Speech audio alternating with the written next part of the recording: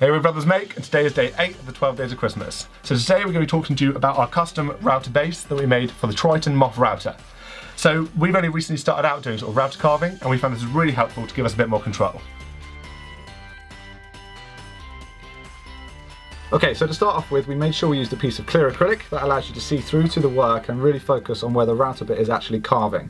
The other thing we did was made sure we used 4 countersunk screws into the base plate of the router. This allows it to sit completely flush and that any of the things you're carving don't impact how the router moves left and right.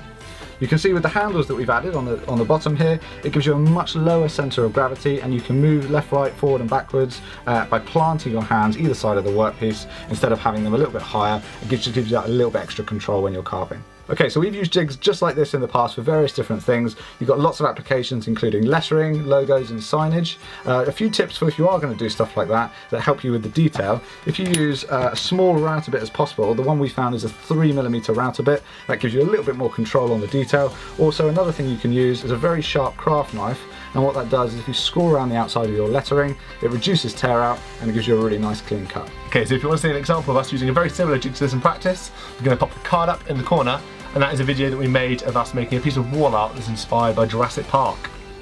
Go check it out.